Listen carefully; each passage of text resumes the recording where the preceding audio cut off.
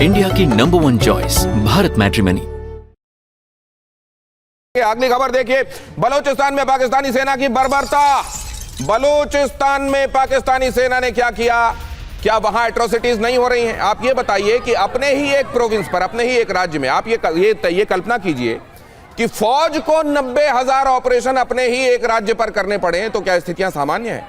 क्या पूरे कुएं में भांग घुली हुई है? क्या ये पूरे बलूचिस्तान के लोग असल में इनका दिमाग से वास्ता नहीं है क्या? ऐसा नहीं है। असल में आपने उनके साथ वो नहीं किया जो उनके साथ किया जाना चाहिए। पहले तो जबरन हड़पा उस देश को, उसको क्या कहा जाता है कि इंस्ट्रूमेंट ऑफ एक्सेशन, उसमें जो साइन कराए गए जिन्ना की तरफ से साइन, जिस डेट के उस डेट के साइन, उस समय के जो बलूचिस्तान के राजा थे उस डेट के साइन नहीं है। 14 साल नजरबंद करने के बाद उनसे जबरन साइन कराए गए थे और उनको नजरबंद कर दिया गया था।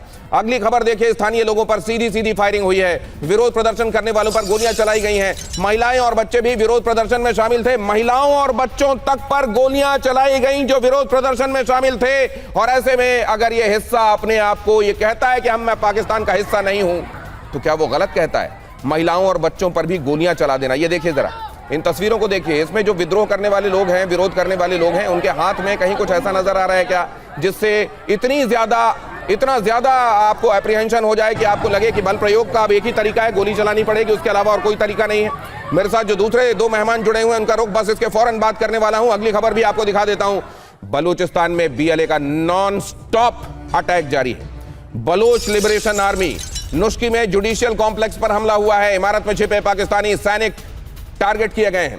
अब जब महिलाओं को, बच्चों को, वहां की पॉपुलेशन को इस तरीके से टारगेट किया जाएगा तो जाहिर है वो लोग जो हथियार उठाकर खड़े हैं और खुद को बलोचों का रिप्रेजेंटेटिव बताते हैं, उनकी तरफ लोगों की उनका सदाशयता होती जाएगी, लोगों का उस तरफ झुकाव होने लगेगा और वो यही मानेंगे कि हमारी रक्षा करने वाले, हमारी हिमायत करने वाले, हमारे असल में झंडा बरदार यही लोग हैं जो हमारे लिए लड़ रहे हैं। और BLA के साथ इस समय सेंटीमेंट वैसा ही है। अब जरा बहुत जल्दी से ये पर्सपेक्टिव भी ले लीजिए। प्रोफेसर अमिताभ, उसके फौरन बाद आपके पास आ रहा हूं। BLA से दहशत में मुनीर, पिछले 6 दिन से BLA का ऑपरेशन हैरॉफ जारी है।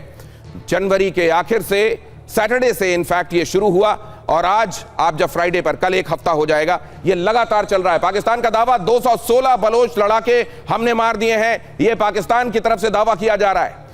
यहां पर BLA का दावा है कि 18 लड़ाके हमारे मारे गए जरूर हैं, लेकिन हमने इतना बड़ा नुकसान इन्फ्लिक्ट किया है पाकिस्तान के डिस्पेंसेशन पर, वहां की आर्मी को, कि इसको याद रखेंगे वो लोग। पाकिस्तान का दावा 22 सुरक्षा कर्मी मारे गए हैं। पाकिस्तान कह रहा है, पाकिस्तान की तरफ से कहा जा रहा है कि हमारे केवल 22 सुरक्षा कर्मी मारे गए हैं, जबकि BLA कह रहा है 310 तो हम गिन रहे हैं जिनकी बॉडीज मिली हैं। उसके अलावा और कहां हमने धमाके किए हैं, कई जगहों पर जाकर हम खुद इन पर्सन तो हमने बॉडीज गिनी नहीं है। इसमें आम नागरिक भी इस क्रॉस फायर में मारे गए हैं। 36 लोग, आम लोग मारे गए हैं, ऐसा बताया जा रहा है। बलूचिस्तान के 14 से ज्यादा शहरों पर एक साथ हमला हुआ और इन शहरों के 36 से ज्यादा जगहों को निशाना बनाया गया। नुश्की पर 3 दिन तक BLA का अकेला कब्जा रहा। अब कहा जा रहा है कि एक बार फिर से फोर्सेस वहां पर पहुंची हैं, उनको रीइंफोर्स किया गया है, पाकिस्तान की फोर्सेस को। पाकिस्तान का रेल संपर्क इस जगह से 5 दिनों तक कटा रहा। पहली बार महिला लड़ाकों का इस्तेमाल भी इसमें किया जा रहा है। महिलाएं और बच्चे भी अगर सामने आने लगे हैं तो वो क्या इस कॉज के साथ खुद को बड़ी इंटेंसिटी से जुड़ा हुआ महसूस करने लगे हैं, इसलिए ऐसा होने लगा है क्या? और क्या ग्रेजुअली वो जो बात बलूचिस्तान कहता रहा है कि हम आजाद मुल्क हैं और हमको अब ये इस तरीके से एक्नॉलेज भी किया जाना चाहिए बाकी की दुनिया की तरफ से, क्या उस तरफ बलूचिस्तान बढ़ चला है? क्या इस्लामाबाद में हुए धमाके का बलूचिस्तान और KPK में चल रही चीजों के साथ भी कनेक्शन है? अमिताभ जी, आपका नजरिया। देखिए, पाकिस्तान में जिस तरह से हिंसाएं हो रही हैं, हर हिंसा का, हर वायलेंस का एक दूसरे से रिलेशन है। और पाकिस्तान की नींव महात्मा गांधी ने नहीं रखी थी जो भारत की रखी थी कि एक शांति प्रिय देश होंगे, सर्वधर्म समभाव होगा। यहाँ तो आधार ही रखा गया था कि एक धर्म होगा और उस बंटवारे पर रहेगा। ये पूरा उनके सिद्धांत में है कि हम उस बंटवारे को आगे बढ़ाएंगे, चाहे वो कोई भी कीमत देनी पड़े। यहां जो इस समय हो रहा है वो उसी आधार का है, चाहे वो बलोचिस्तान हो या शिया सुन्नी डिवाइड हो, ये लोग अपने आप को कंट्रोल नहीं कर पा रहे हैं। और यही नहीं, ये चारों तरफ से मारे जा रहे हैं, चाहे वो टीटीपी हो, चाहे तालिबान हो, चाहे बीएलए हो। तो पूरा आप पाकिस्तान को इस समय देखें, एक रण क्षेत्र बना हुआ है और उस रण क्षेत्र का सबसे बड़ा कैरेक्टर मुनीर साहब हैं, क्योंकि उन्होंने हेट को और परपिचुएट किया जिसका आधार रखा गया था पाकिस्तान के साथ।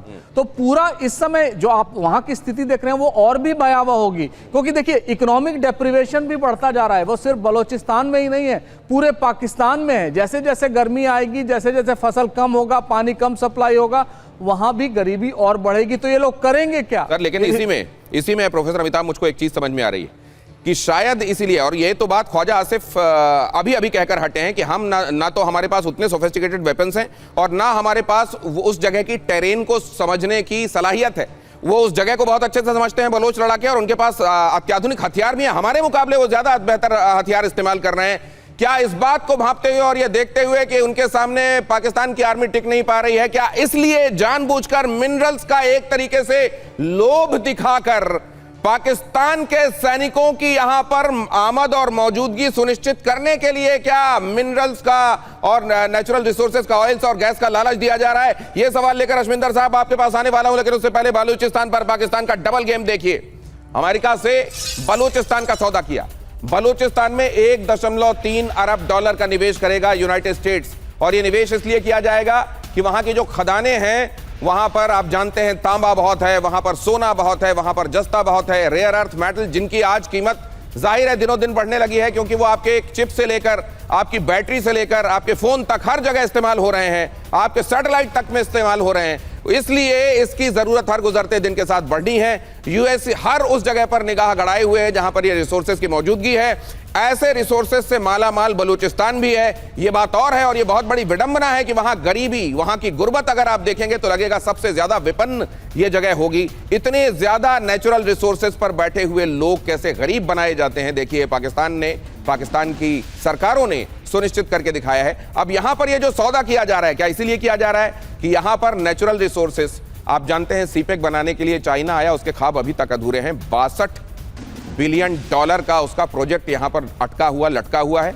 अब उसी तरीके से खोसला के घोसला में जैसे आपने देखा होगा कि एक प्लॉट की मल्टीपल रजिस्ट्री करा दो, इसको भी बेच दो, उसको भी बेच दो। क्या इसी तरीके से एक प्लॉट जो बेच दिया गया कभी चाइना के हाथों, अब अमेरिका के हाथों बेचे जाने की तैयारी है, और इस तरीके से इनकी फौजों का इस्तेमाल किया जाएगा क्या बीएलए लड़ाकों के खिलाफ? अगली खबर देखिए, संसाधनों के सौदे पर बलोचों में भारी नाराजगी है। पाकिस्तान पर जबरन संसाधन हड़पने का आरोप है। बाहरी दखल से बलोचों की पहचान पर चोट की जा रही है। बलोचों में इस बात को लेकर भारी नाराजगी है, हमारे रिसोर्सेज को हड़पा जा रहा है। अशविंदर बहल सर, बस ये दिखाने के फौरन बाद आपके पास थोड़ा विलंब से, माफ कीजिएगा, खबर क्या है बहुत जल्दी से देखिए। खबर यह है कि यह जगह जो असल में नेचुरल रिसोर्सेज के हिसाब से देखें तो ये पूरी दुनिया के सबसे अमीर जगहों में से एक है।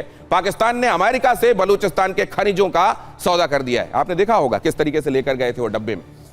रेकोदिक खनन प्रोजेक्ट, रेकोदिक अगर आप देखेंगे तो ये यहां के एक प्रोविंस में रेकोदिक एक माइन है, जो ईरान की तरफ जो हिस्सा है बलूचिस्तान का, उससे लगते हुए हिस्से में ये रेकोदिक माइन है। रेकोदिक खनन प्रोजेक्ट में 1.3 बिलियन डॉलर का निवेश करने वाला है यूनाइटेड स्टेट्स। बलूचिस्तान से सोना और तांबा निकालेगा अमेरिका। 2028 के अंत तक में उत्पादन यहां से मतलब निकलने लगेंगे तांबा और सोना, ऐसा कहा जा रहा है। बलूचिस्तान प्रांत में खुद निपटने के बाद अब अमेरिका को फंसा रहा है पाकिस्तान। दुनिया के सबसे बड़े अविकसित खनिज भंडारों में से एक है बलूचिस्तान। विकसित खनिज भंडार वो जहां से खनिज एकदम निकाले जाने के लिए तैयार होता है, उसको विकसित खनिज भंडार कहते हैं। जहां ऐसे फॉर्म में नहीं होता कि सीधे आप निकाल लें, वहां कुछ एक प्रोसेसेस करने पड़ते हैं उसके पहले, उसको कहते हैं अविकसित खनिज भंडार। ये उसी तरीके के अविकसित खनिज भंडार हैं। अशविंदर बहल साहब, क्या ये कैरेट लटकाया गया है अमेरिका के सामने? दिनेश जी, अगर आप देखें तो पिछली बार जब मुनीर गए थे अमेरिका तो ब्रीफ केस लेके गए थे, उसमें उन्होंने रेयर अर्थ मटेरियल्स भी दिखाए थे।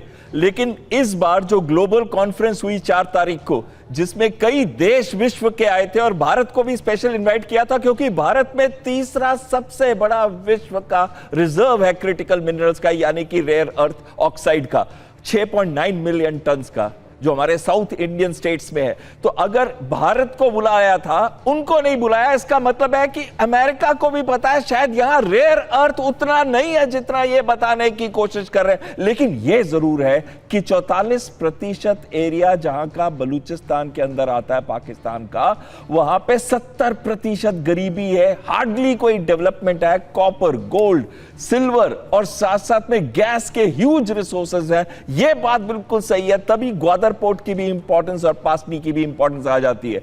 तो ये बात जरूर है कि वहां पे रिसोर्सेज है, लेकिन ये बात भी जरूर है कि वहां पे डेवलपमेंट लीस्ट है।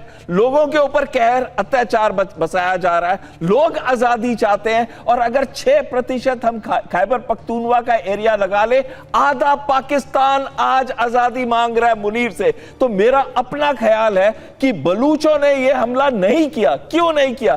क्योंकि जब लास्ट पिछला अटैक हुआ था जिसमें 200 शिया मारे गए थे, वो क्वेटा बॉम्बिंग में हुआ था, लश्कर जंगवी ने किया था, जो आज तहरीके तालिबान पाकिस्तान के साथ मिल गया है, उसके ज्यादातर लीडर्स। और दूसरी चीज है कि ईरान में जहां कैंप्स हैं बीएलए के, ईरान शिया समुदाय का मेजॉरिटी कंट्री है, तो अगर वहां पे कैंप्स है और सपोर्ट ईरान का मिल रहा है, तो ये शिया लोगों को मारेंगे तो वो सपोर्ट खत्म हो जाएगा। तो मुझे नहीं लगता कि बलूचीज ने यह हमला किया। मुझे लगता है या तहरीके तालिबान पाकिस्तान ने किया, या फिर ये फॉल्स फ्लैग ऑपरेशन है। आप सांपों को पालोगे तो सांप आपको डसेंगे। आप सांपों का इस्तेमाल करोगे अपने फायदे के लिए, तो देखिए आपका देश कैसे बिखर जाएगा, टूट जाएगा। अगर आप सांपों का इस्तेमाल करेंगे, वो भी आप एक पॉलिसी बनाकर, एक तरीके से अपनी स्टेट पॉलिसी के तहत आप इसको अगर प्रोपेल करेंगे, तो एक दिन इसको आपको भुगतना पड़ेगा। इंडिया की नंबर 1 चॉइस भारत मैट्रिमनी।